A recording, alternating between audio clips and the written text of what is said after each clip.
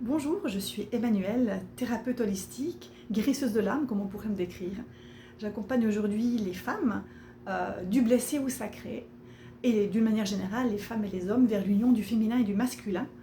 Et j'aimerais te partager en quelques mots dans cette vidéo un petit peu mon chemin, qui était un chemin finalement de transmutation d'une blessure extrêmement profonde pour en faire un levier, pour aller vers une renaissance et vers vraiment l'expérimentation de ce que c'est que le miracle sur cette terre.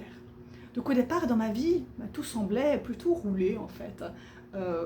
Dans mon enfance, en apparence, il n'y avait pas de problème, j'ai fait des études brillantes, j'ai facilement trouvé un job, tout semblait aller plutôt bien, j'avais des amis, etc. Mais au fond de moi, ça n'allait pas du tout.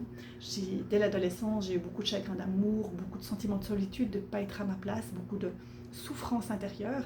Par ailleurs, j'avais déjà beaucoup de problèmes gynécologiques, des cystites à répétition, des douleurs pendant mes lunes, le virus HPV, donc le fameux papillomavirus avec des lésions précancéreuses, plein de troubles qui étaient là, présents, latents en moi. J'avais des images de viol qui me remontaient dans ma vie intime, je ne savais pas d'où ça venait, donc j'étais extrêmement perturbée à l'intérieur comme à l'extérieur. Professionnellement, eh bien, j'errais, je ne savais pas trop quoi faire de ce job salarié qui ne m'amenait pas vraiment de sens dans ma vie. Donc j'ai fait dans une souffrance intérieure cachée. Et à 35 ans, eh bien voilà, tout a explosé, boum, tout s'est révélé finalement, tout ce que je n'avais pas voulu voir. Une rupture amoureuse a déclenché un processus, ou bien je me suis retrouvée face à des douleurs abdominales absolument atroces. Elles m'ont conduite à une opération d'urgence, première opération.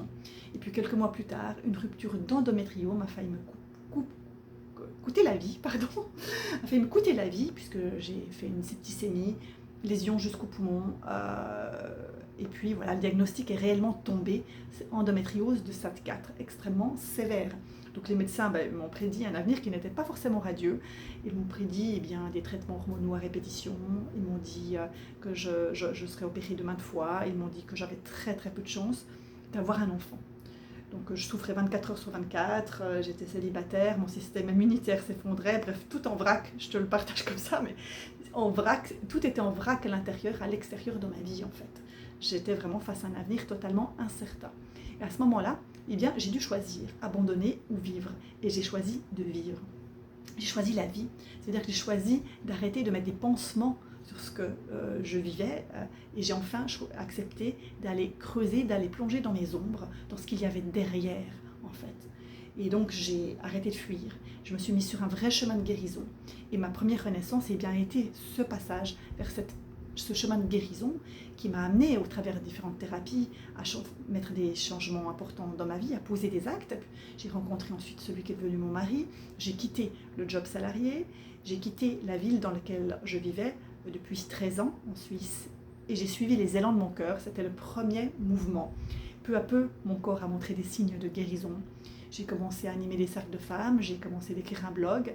Des femmes sont venues à moi pour que je les accompagne dans la traversée de l'endométriose. Des journalistes, des thérapeutes de toute la francophonie sont venus à moi pour me demander comment je percevais cette maladie, et en particulier l'endométriose et le féminin blessé d'une manière générale. Donc voilà un petit peu comment ça s'est passé. Et ensuite, eh bien, à 41 ans, j'ai vécu un autre miracle au-delà de la guérison du corps physique, puisque à l'encontre de tous les pronostics médicaux, eh bien, je suis tombée enceinte très facilement, de manière naturelle, alors qu'on m'avait prédit à cet âge-là, quelques mois avant, que je n'aurais pas d'enfant. Et donc, je suis tombée enceinte naturellement, j'ai vécu une grossesse merveilleuse, j'ai accouché à la maison, tout s'est extrêmement bien passé, mon corps s'est totalement guéri.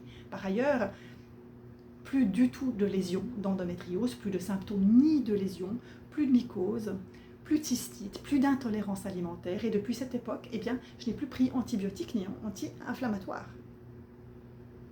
Donc je sais aujourd'hui ce que ça signifie de guérir d'une maladie dite incurable. Je sais ce que ça veut dire d'aller expérimenter dans son corps le miracle. Et c'est, si tu veux, ma vie est un terrain d'expérimentation pour ensuite aller t'accompagner.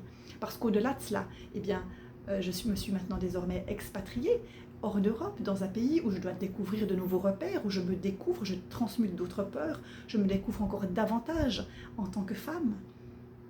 Et tout cela, eh bien, c'est ce que j'apporte quand je t'accompagne, que ce soit en groupe, que ce soit en individuel, non pas pour te dire comment faire, non pas pour te dire ce qui est juste, mais pour te ramener vers tes propres ressources d'auto-guérison, vers cette renaissance de qui tu es profondément. Et ça dépasse largement le fait d'avoir un enfant, ou de ne plus avoir de symptômes d'une maladie, ou même de trouver un job fantastique.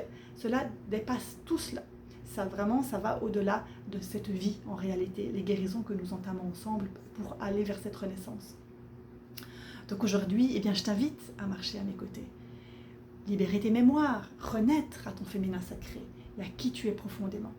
Et en faisant cela, en prenant soin de ton propre chemin de guérison, eh bien, ce qui est magnifique, c'est qu'à quelque part, tu contribues profondément à la guérison de toutes les femmes, à la guérison déjà de tes lignées, et puis tu deviens une source d'inspiration pour le monde, pour le collectif féminin en particulier, mais le collectif en général.